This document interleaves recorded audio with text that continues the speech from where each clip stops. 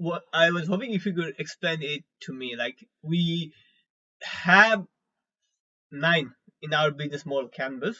Mostly we have like 9 things we had to look into business model canvas. So is it a good way to start like putting your business out looking from that 9 model canvas, and from those 9 models or 9 things we have to look into, which would be a good place to start from if you're trying to do any business out here? Like I'm trying to do a photography business, right? So I figured out these are the resources I need, these are the costs I need, this is how I'm going to generate my revenue, these would be my customers and channels. So I have like somehow written it down in paper, let's say, right? So where should I start actually implementing it? Should I be looking into all the fields at once, or should I do this, then do this, then do that, based on like the business model canvas? So go back to where we were earlier on, and I said to you, you've got to do the W's. Okay. So you have done the W's. You've said, oh, I'm going to do this, and this is how I'm going to do it, and this is what I'm going to charge, and all that. So you've created the W's, okay? But you're the mother. Mm-hmm. So to convince you that your idea is good shouldn't be very hard, because you're the mother. Mm-hmm. What you need is a cranky, horrible person that hates to tell you that you're right.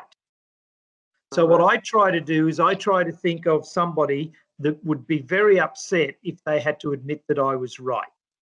And I write my plan and I set my answers up and I get my proof and my evidence to be able to convince that person. So that's where you survey. You think you're going to sell them for this much. You think they're going to cost you that much. You think you're going to do so many this week. You think you need this much space. All these things that you think, now you need to think that if you came to me, I would say to you, Vikesh, I think that's all rubbish unless you can prove it. Prove it to me. And when if you think that I would be angry and I would be aggressive and I would hate to admit that you're right. So when you give me the evidence, when you give me the proof, you will have looked at everything. And that's part of what I'm talking about tonight in my training session about 10 to 7 and Mavros. It's about people thinking about 10 to 7 very quickly is about having 10 answers for 7 questions. So that angry person, that person that never wants to admit that I'm right, he'll only have 7 questions. I'll have 10 answers.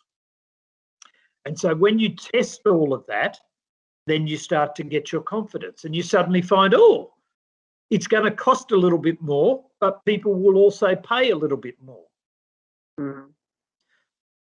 There's only one reason why McDonald's and Kentucky Fried and all of those companies sell their product at the price that they do.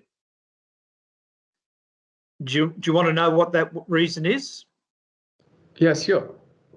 Because they don't believe their clients will pay any more for it. Because they know that.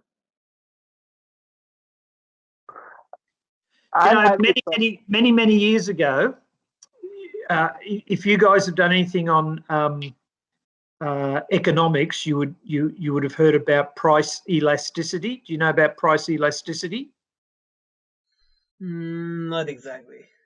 Okay, very quick example. My product is $1. I put my product up by 10%. So now it's $1.10.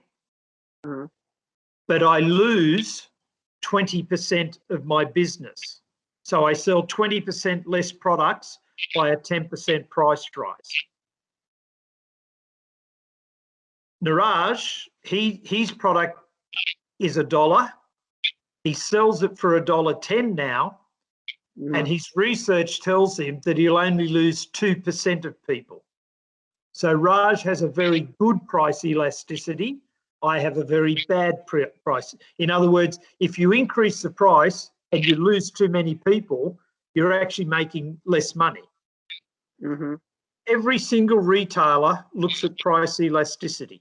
If I put my price up just that little bit more, will I lose too many people, or will I? Yes, I'll lose some, but I'll make more money. Okay. So in your marketing, The reason Virgin and Tiger Airlines and Jetstar, people like that, don't charge the same prices as Qantas is because price elasticity. The closer they get to Qantas, the bigger the number of people they lose. So they have to be careful where they float. So when you do your research, you thought you were going to sell this product for $5, but you actually find out that people would pay $6 for it. Well, that's good. But you thought you were going to do it on $1 piece of paper. People want to see much better quality paper. It's going to cost you $1.20. Okay, so you go out and you test your theories. So basically, you do a market research, and from there, you figure out how much of cost or revenue can you generate, and based on that, then you start looking into what are the resources you need, what are the activities you have to do, right? Yep. Again, come back to my story about the hamburger shop. We all thought that there'd be 100,000 people go past the door, but from our research, what we found out is there will be 100,000 people go past the door, but only 5,000 of them eat meat. Everybody else is a vegetarian. So, and we think we could get 20% of the market. Well, we're not getting 20% of 100,000. Now we're looking at 20% of 5,000. Okay. If you like this video, hit subscribe. You can listen to the full podcast in YouTube, Apple Music and Spotify.